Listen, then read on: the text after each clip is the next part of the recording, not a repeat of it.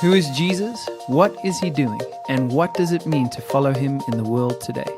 My name is Matt Lewis. This is the Follower Podcast, and everyone is invited to the conversation. Hello and welcome back to the Follower Podcast. I hope the first episode was good for you. The goodness is godness. I really enjoyed making that episode, and chatting with a few people. People said, that minds were challenged, but also I think more importantly that hearts were stirred. And so that's cool, man. And so as we're getting into this journey, just a reminder, we're not even actually at the gospel yet. In the next couple of episodes, we're actually just preparing our hearts to receive it. And we're thinking about some thoughts around what might limit us from being able to step into what the gospel is. Now, last week we spoke about the orientation of the heart, and we spoke about how really this is such a critical element when it comes to engaging with God and the gospel, because the orientation of your heart entails a willingness to acknowledge that the goodness we most long for comes packed in the godness we often resist. The goodness we most long for comes packed in the godness we often resist. And as we carefully examine our resistance, we find that it is most often rooted not so much in rational objection as we would like to think, but actually in emotive rebellion or injured reaction. What I mean by that is that either we reject the correction and limitation and direction of God out of prideful defiance, or we've had experiences of counterfeit abuses of God that have left us wounded and defensive. And so these are the reasons why we kind of build these walls to God in our hearts, right? Now, no matter what the reason is for us rejecting godness as goodness, the outcome ultimately is the same. We end up trying to captain our own souls to our own detriment. So we run ourselves aground, if you will, on the rocks of our wayward desires, time and time again. I know this is true for me, and I'm sure if you think about it, it's true for you. Now, when we step back and look at this, and we look at the sort of repeated outcome, what happens is we start to acknowledge the futility of our ways, and this actually enables us to choose another way. Okay, you can't move toward the wholeness of something unless you will acknowledge that that it's currently broken. All right, and so in choosing another way, instead of self-determination, we surrender and we submit ourselves to God in all of His goodness on His terms, not ours. And this choice, it feels counterintuitive at first, but it is actually the soil of the resurrection life. That's where it's all born. It opens us up, if you will, to receive all that God has always been waiting to give us. So once we've oriented our hearts in this way to receive the good news of the gospel, the next thing we have to turn to in terms of correcting ourselves, again, because we want to position ourselves so that everything that the gospel is can have its effect on us. Okay, so the next point of positioning actually has to do with the light of our minds, the way we think, which either aids or inhibits the growth of the gospel in our hearts. So remember this, okay? We said this last week and kind of alluded to this a few times in other episodes. The gospel is not the only news on offer to us today. When it comes to the ideas that shape our minds, we don't actually start at neutral. It's John Mark Comer in one of his podcasts, which you should listen to, This Cultural Moment. Go check that out if you're a podcast person. He's chatting with a guy called Mark Sayers, and they raise this idea that we are not actually the self-determining rational beings that we think we are, and which can be a bit offensive to think about. But how do we know that this is true? Well, just think about your own life. Think about your attempts to write out your own story free from the inhibitions of religious thought, or as the popular phrase goes, to be true to yourself. Okay, how many of us have had dreams of putting on a backpack and going into the outer mountains somewhere and hanging out with some dude in a temple somewhere, and or alternatively, we've got to throw off the restraints of our past and like figure out and discover something that's true to inside of us, and that's uniquely us. Okay, so many of us have had this kind of journey, but the more we look at these journeys, the more we find that the true self that we were hoping to discover actually closely resembles the true selves of those around us who are trying to do the same thing. So apparently, this unique true self that we've set out to discover, and that the idea of God has actually been suppressing, looks a lot like the people, products, and pursuits that the media advertises. I don't know if you've ever really considered the irony of that. How everybody who's setting out to find their true selves ultimately finds some kind of version of a true self that looks a lot like the other true selves, and how all of those true selves look a lot like the media campaigns that are selling products on billboards all over our city. An honest look at our desire to write our own story reveals a story that is actually writing us. Every day, we are confronted with countless invisible, unnamed, but powerful defining stories as to who we are and why we are here. And unfortunately, as we can see by their results, these stories are not all pre-packed with the goodness of godness that we long for. They are not truth, they are lies. And unlike the gospel, their ultimate end is pain. See, the stories of materialism, consumerism, hedonism, and escapism, and that's just a few, these stories that fill the billboards of our cities, and sadly some of our churches, they don't actually lead to the best version of you. What they do is they keep us in the dark, and the more we let them grow, the worse it gets for everyone. Now, on the other hand, we have the gospel. Now, the gospel, it is this miraculous seed of truth, and it comes divinely pre-packed with infinite redemptive potential.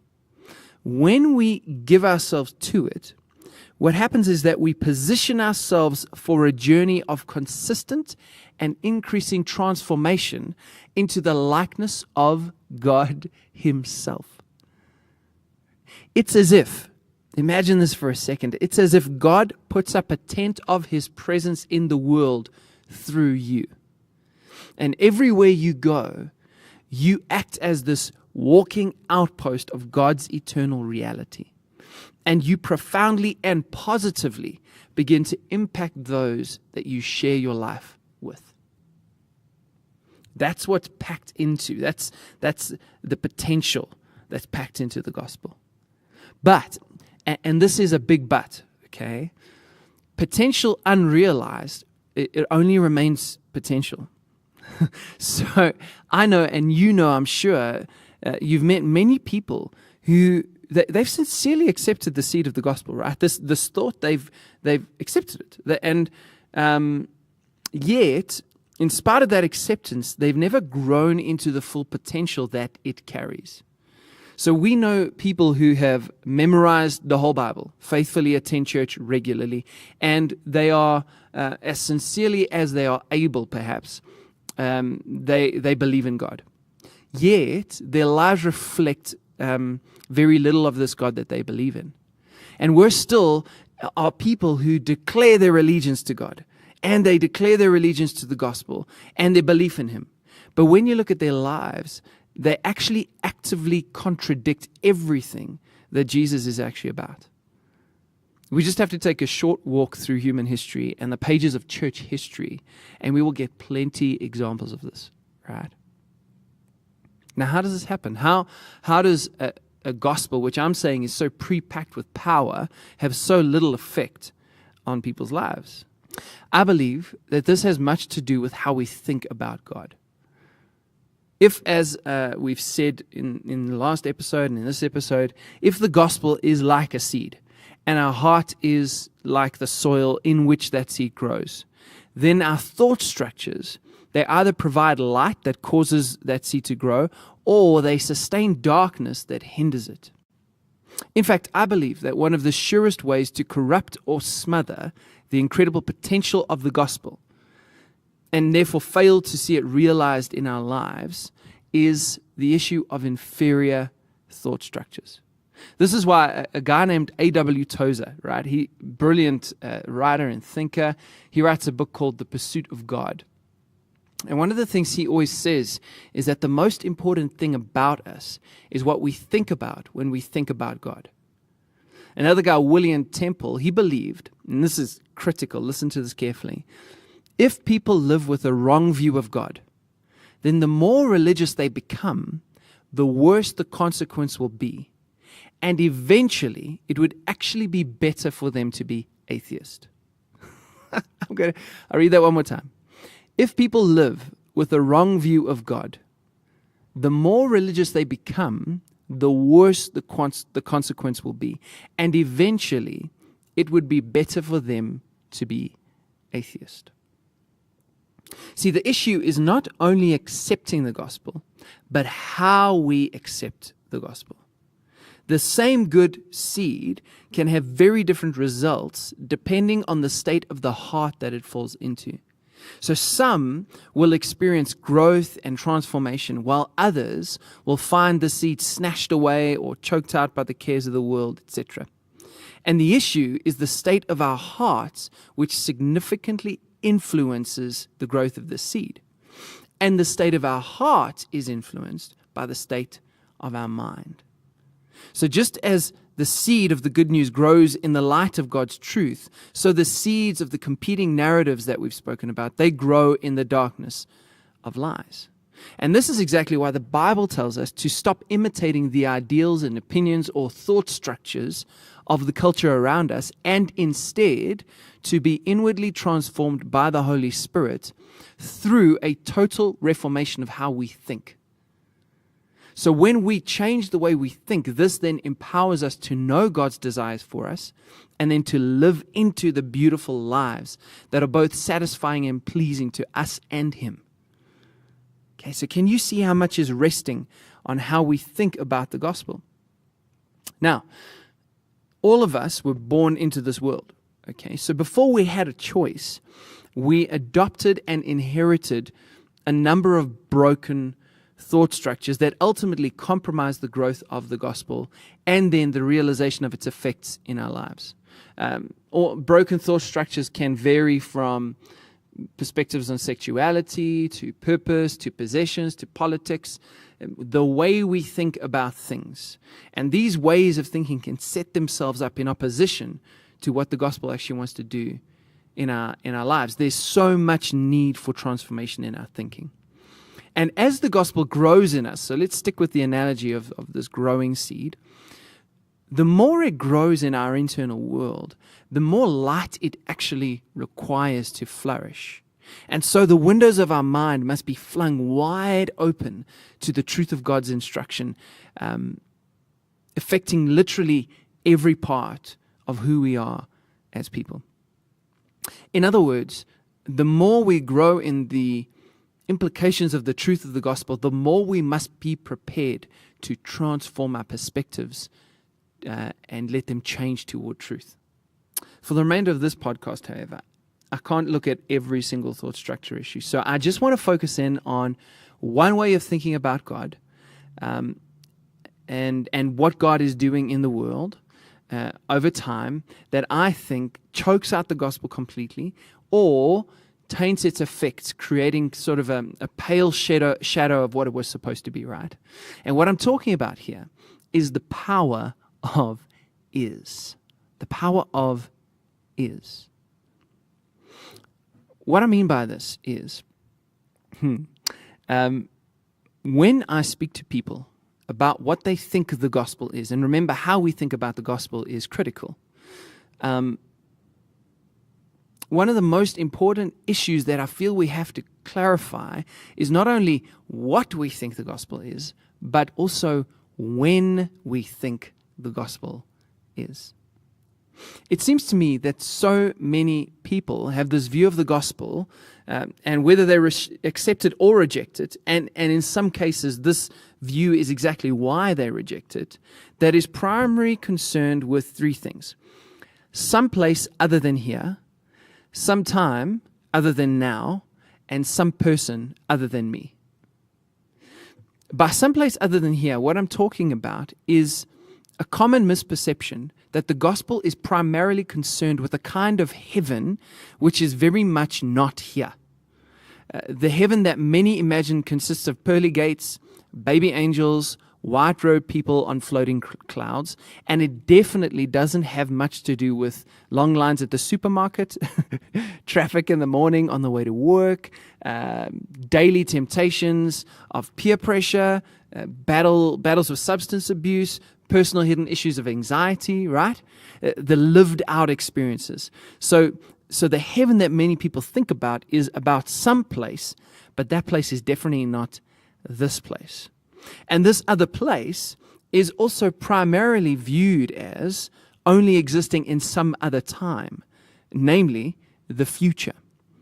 So this is why we can believe in God and believe in heaven, but still destroy the environment, ignore the needs of those who suffer all around us, and just kind of hide away in our private prayer closets, waiting for the end of the world to come, because from this view of heaven, the issue is primarily, of course, saving souls for the future rather than restoring holes in the present.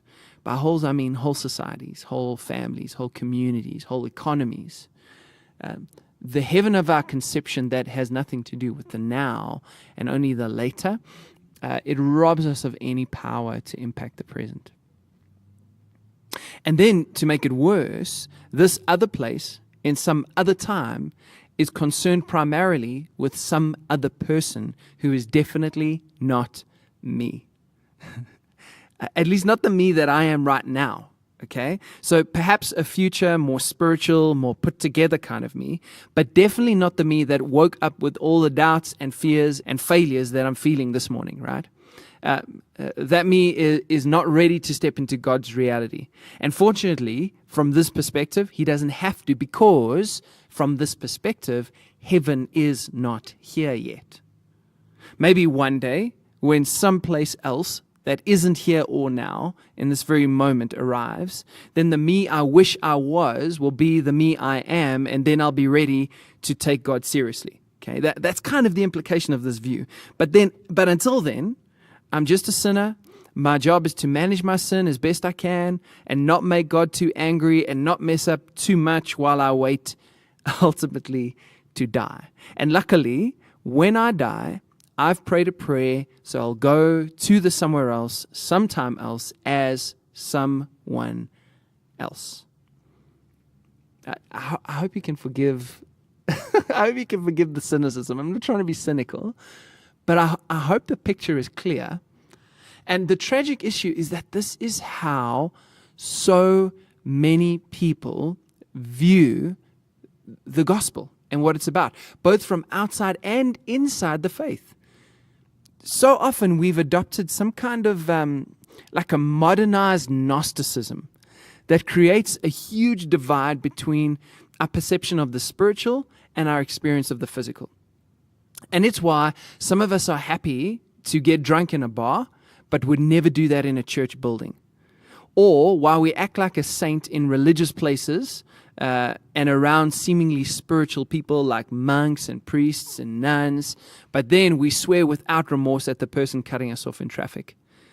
It's because at a gut level, we really do believe that some things are spiritual and other things are not spiritual. And this separation profoundly limits our ability to grow in the gospel. Why? Because just as the gospel is good, it is also news. Okay? And news is not a list of expectations, nor is it primarily concerned with what has not happened yet. Breaking news, the kind we find in the gospel, is the declaration of something that has happened, a present reality. It certainly carries ramifications for the future, but it also and equally profoundly affects everything in the present. This is why when Jesus appears on the scene in the book of Mark, we read that he comes proclaiming the gospel of God, right? Now, what is that? This is what he says. The time is fulfilled, the kingdom or the reality of God is at hand, and that people should repent and believe this gospel. Luke has a similar kind of idea. He's got Jesus, and Jesus is being asked by people when this reality of God would be established. And Jesus' response is that this reality of God is in their midst.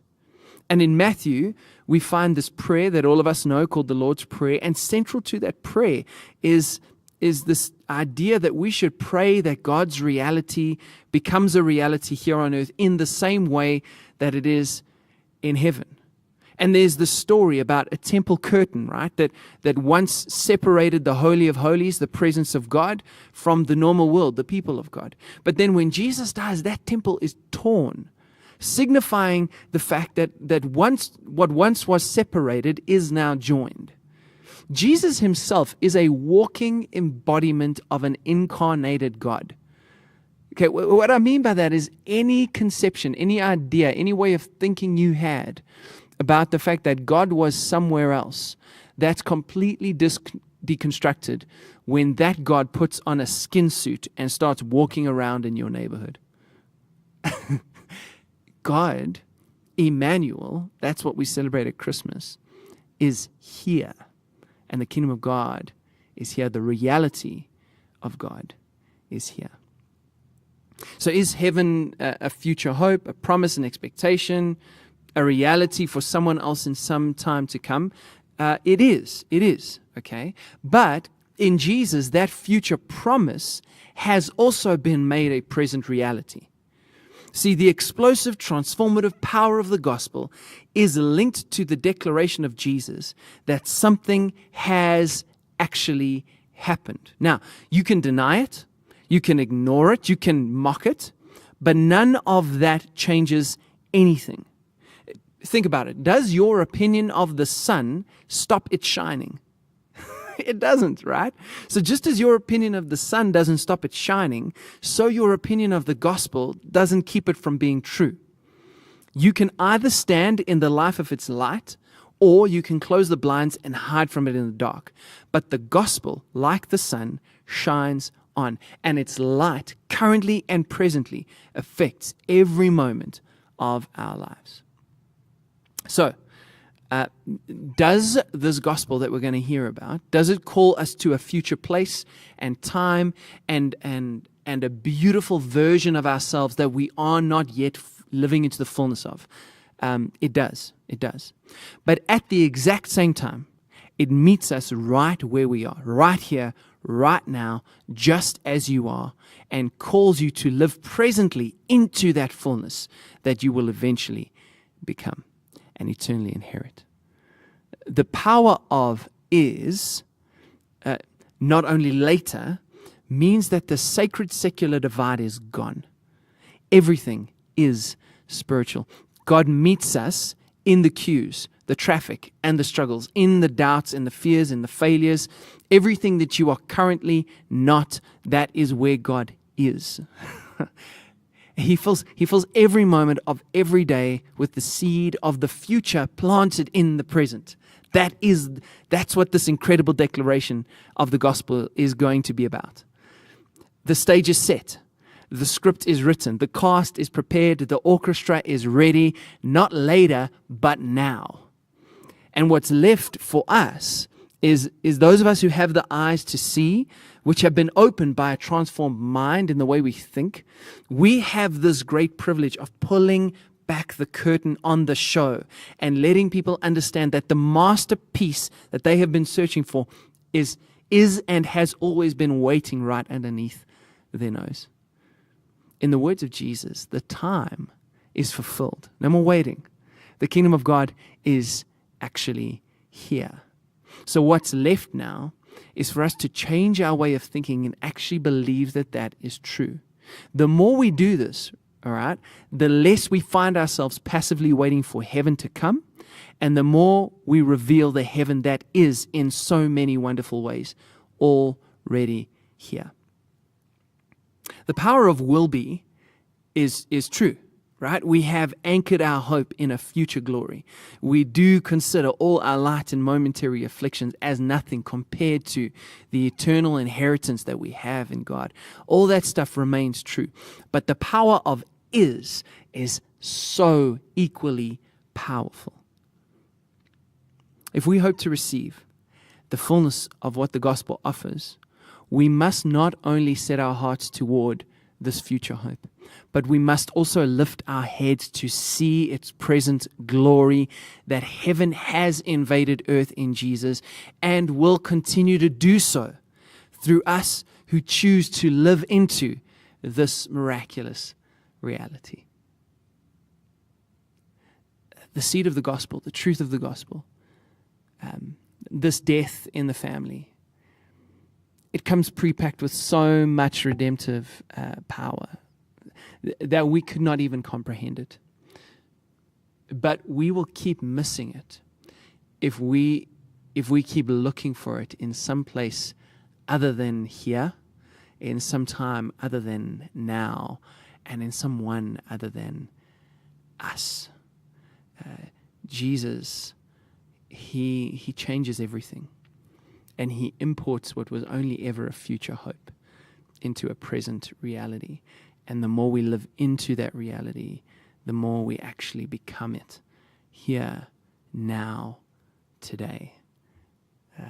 And so my prayer for you, my hope for us, is that our hearts would be set on the promise of what's to come. That's a good and a wonderful thing. We are not of this world. As human beings, our hearts are anchored in a future hope. But at the exact same time, my prayer and my hope for us is that future hope would begin to invade our present reality, and we would see our rightful work as pulling back the curtain on the show that's just ready to be seen.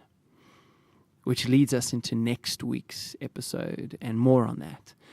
Next week's episode is going to be called So This Is Human. And I really think this is maybe one of the final preparation points that gets us ready to receive all that the gospel declaration has for us. So I hope you'll be there with us next week. I hope that this is helpful for you. As always, if it is, like it, share it, get other people involved in the conversation. I really hope that this is helpful in bringing people to some kind of wholeness, and most importantly, in helping us reframe Jesus and his message in the world and what we think it means to actually follow him in the world today. The power of will be is one thing. The power of is, well, that's quite another.